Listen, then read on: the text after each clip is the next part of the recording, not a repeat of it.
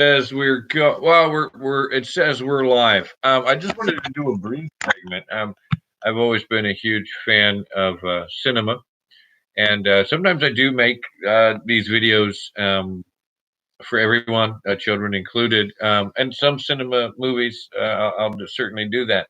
There's been a lot of great cinema for. That's like Lord of the Rings, Star Wars. There's some great cinema that's for everybody. Uh, Walt Disney's the enemy, as Mojo Nixon sang. So let's remember that. Probably not gonna. I've heard the Mandalorian's good. The Baby Yoda thing. There's a kid in Wawa the other day that actually had a real one. It was like animatronic. It was like totally freaking me out. It's like, please somebody else tell me they see the kid with that Baby Yoda thing on that new show called Mandalorian, named after the Arma Baba Fett War. And anyway, yeah, so I'm attempting different in camera special effects. I wanted to do like just a live webcam. The green you see bouncing back is the green that most computers and recording equipment, sometimes it's red, bounce back at you to let you know they're recording. So if you look at your laptop, your tablet, or your phone, often there might be, or an application or a program, there might be some green light or red or something that lets you know they're live. Like if you go to a movie set, there's usually a red light on the door outside, maybe even like if you do YouTube live in the upper my visual left hand corner of the screen where it shows me viewers and thumbs up and lets me know I've been recording. It's live, white on a red background. That's often a red light. Could mean whorehouse, or but it usually doesn't say live. But it could say live nude girls, and that could be just an erotic dance studio, boutique, strip club, exotic dance, adult beverage. I don't, well, not adult beverage commission. That's different. What do they call it? Gentlemen's club. That's what I was looking for.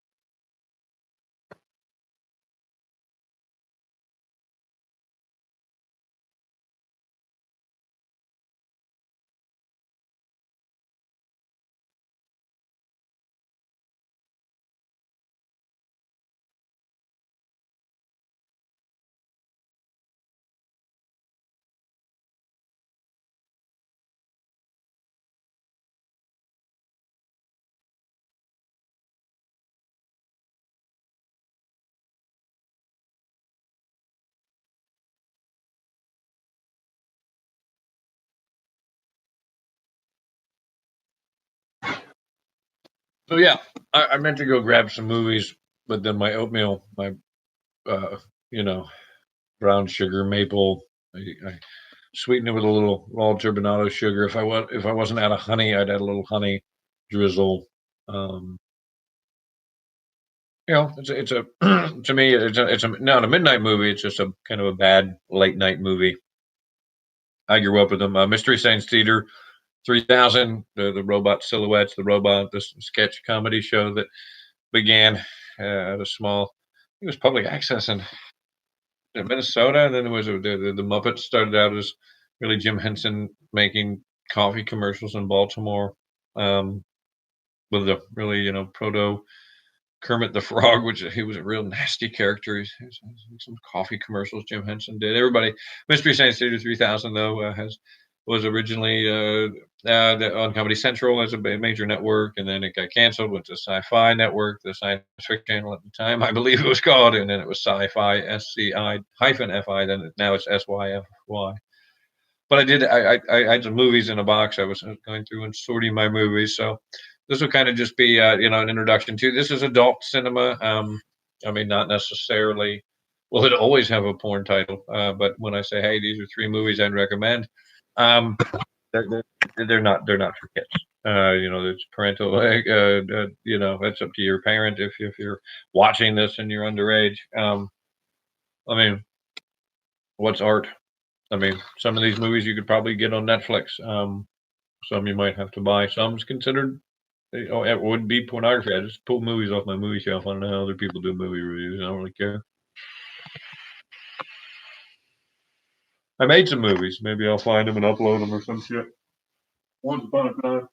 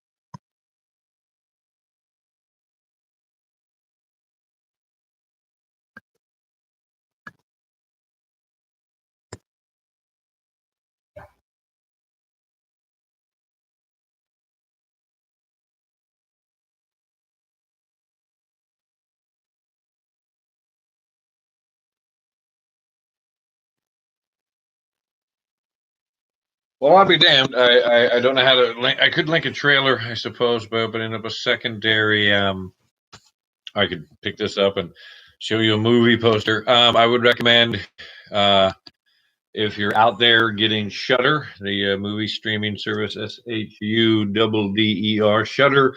Joe Bob Briggs, The Last Drive-In is on there, and Joe Bob Briggs is a brilliant uh, creator. It's a pseudonym for the wonderful uh, John Bloom, and it's just amazing to see him come back kind of almost every 17 years, like the Locust. He made the joke when me and my brother Jojo saw him down in Raleigh, North Carolina, doing how the rednecks saved Hollywood speech. He was at the Alamo Draft House there. So if you're ever in Raleigh, North Carolina, you have an Alamo Draft House, and if you're a Thelemite, there's a. I always get confused whether what it is, but if you're a Thelemite, you should look into houses of worship in North Carolina. It's one near there. I don't know. I always get confused. It's like North Carolina. I've been there a lot.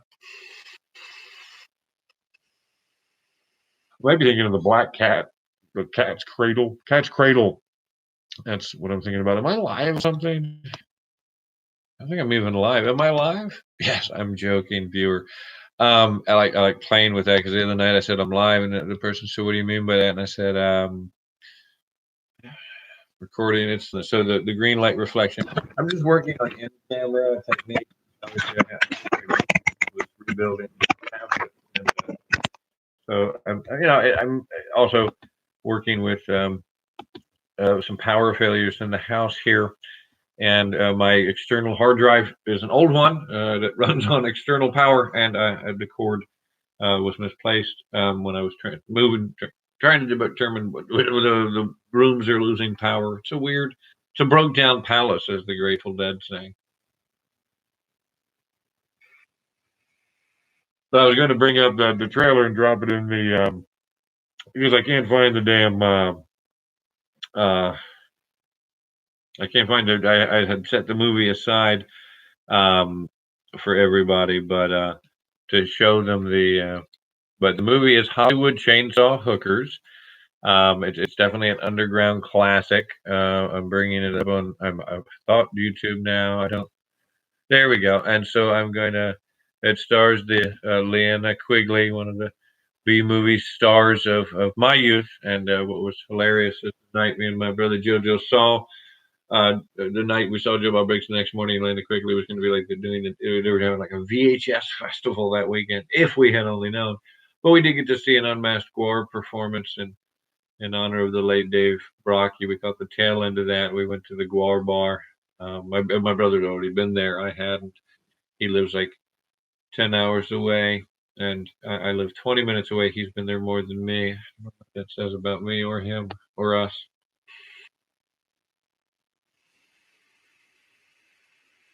So anyway, so you're. I'm not trying to save copy. No, I guess I can just start. I mean, I don't know. I'm bringing the trailer somehow. Um, yeah, it's playing in the hallway, so it does you no good. But I can. I'm gonna add it to Brianna's mix anyway because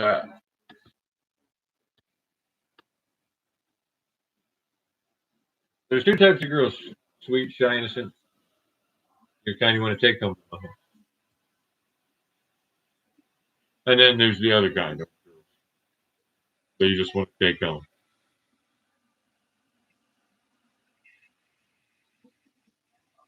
The music does some to her. That's I love, and then women dancing. Uh, Hollywood Chainsaw Hookers. It's starring many wonderful people, but Leanna Quigley was delicious in it. It was about a ancient Egyptian cult that worshipped the chainsaw. A schlock festival glorious piece of 80s sex sleaze VHS.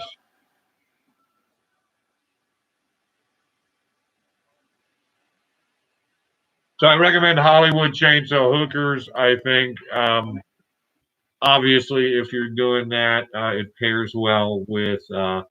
I think you don't do the obvious Hollywood. You don't do the obvious Hollywood Chainsaw Hookers to Texas Chainsaw Massacre or Massacre, but you do. I think Texas Chainsaw Massacre 2, or because that's got the great chainsaw duel with Dennis Hopper versus Leatherface. He's trying to save his daughter from the evil cannibal cult. Chop Top, Bill Moseley makes just one of the craziest, zaniest villains. So you could pair it with that. I always try to do at least two movies together. So I would say a good double feature would be Hollywood Chainsaw Hookers, Fred Olin Ray. And back that up if you haven't seen Texas Chainsaw Massacre 2, or if you want to be really funny, the one with starring Renee Zellweger and Matthew McConaughey. That was Texas Chainsaw Massacre, The New Mutation. So you could do kind of that double feature. Probably Netflix, I'd imagine. You might. Some of these amazingly pop up on Tubi. A lot of Rob Zombie's movies I have seen on demand on Pluto and Tubi, Tubi, and Pluto, like the Planet or Planetoid or whatever they want to argue about. So anyway, that would be a good double feature. Usually, most people leave by. Sometimes I do a triple feature. If I was going to do a triple feature of movies, I would add Hollywood Chainsaw Hookers, The Natural, move to one of those two in the Texas Chainsaw Massacre pantheon, and then I would probably go forward with the obvious. Um, it's hard, but for me, you go Chainsaw Duel. You think, and the movies. I feel bad. Motel Hell takes all kinds of critters to make Uncle Vincent's fritters. That'd be a great triple feature. Motel Hell's Rory Calhoun, just an amazing. There's a chainsaw duel. Cliff Clavin, the Cheers character, played wonderfully by. Oh gosh, I feel bad. I'm forgetting his name. He voices the pig on. He shocked me the other day. I saw him.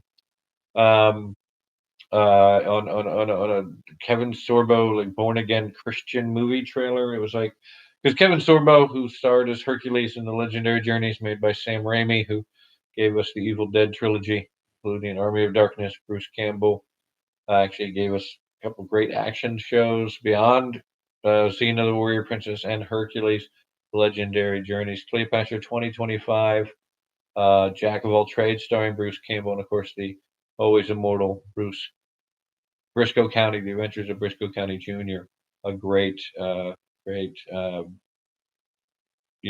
Hercules, Kevin Sorbo became a born again Christian, and I saw a trailer, and Cliff Clavin was the character played by, and I feel bad, I know Norm Peterson was played by George Wendt, but I'm drawing a blank on the guy, you know. But anyway, I meant to copy the damn trailer, drop it in here. So I didn't drop I will get trailers for the other ones in, but for the people that are, I also wanted to save it for Brianna, so I could. I mean, she hasn't heard of this. No, I don't know what people watch anymore. So I'm going to make playlists. So if you wanted to watch this, I'll add this to the chat. That there is a couple. There were eyeballs. So that's the Hollywood Chainsaw Hookers. I mean, Texas Chainsaw Massacre. I mean, that's 2, or the New Mutation, which was like I don't know 4 or 5, 6, and then again back it up with Motel Hell. That would be the triple feature I'd do. All are adult cinema. You know, cannibalism, weird, incestual, killing, serial killer families. But it lays the groundwork for the schlock, for the wonderful, just glorious bug fuck films that I mean, you watch them and you're like, holy hell. Rob Zombie carries the torch very brightly um, for us these days. Eli Roth's heart is in the right place, but I think sometimes he's a bit off course. But I mean, I say that with all respect. I think Eli Roth really does embrace a lot of the same, like Cabin Fever, um, the murder porn he did. What was that called? Fuck, what was the murder porn? Hostel. Um, I started watching Hostel 2 once, and it was like, you know, two naked lesbians, you know, killing someone and drenching themselves in blood. And I was like, wow. And also, I feel amiss if you haven't seen it. Please, if you, you know, Mystery Science Theater 3000 is coming back again. It's got a Kickstarter out. Support it if you want to. I think they're going to, it's, I was just reading an interview that Joel Hodgson did. Some sort of, they're actually launching their own kind of, their own streaming pay as you per something, maybe monthly subscription. You can get guest tickets for live options or something to Gizmonic or Tube or I mean, I can't remember the exact what was used in the interview, but it sounds interesting. So, you know, the two seasons on Netflix. Imagine that Joel Hodgson got a bad deal. I mean, he got a bad deal when he tried to get the rights to Jim Mallon, and Comedy Central and Sci-Fi and all that. You know, bad things happen. What was that noise? What's going on, buddy?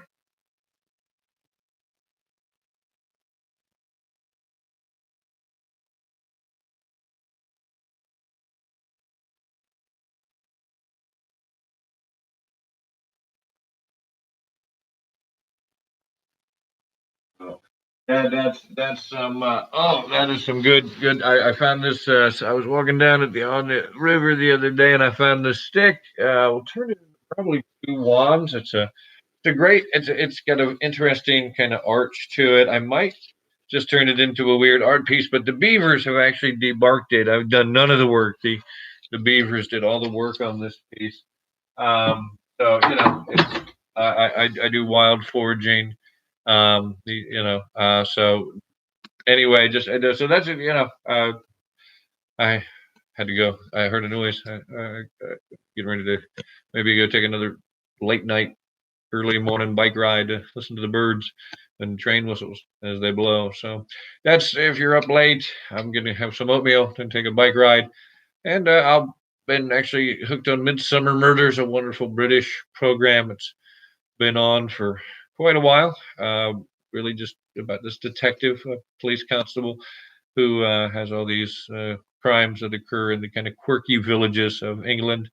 Great British crime procedural show. Starred John Nettles as Barnaby, and then he had two different, you know, um,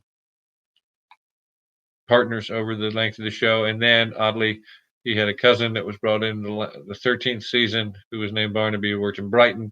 He then transfers to Cawston, which is the setting of the show. Great. The first Barnaby was an interesting character with his older wife, younger daughter. This is a younger Barnaby, the cousin there of the original Barnaby, with a younger teacher wife. So two working couples and a dog, no kids at this juncture. And I don't know how much longer the show goes on. So that's what I'm watching right now, to be a little mindless sometimes. Turn off, uh, tune in, turn on.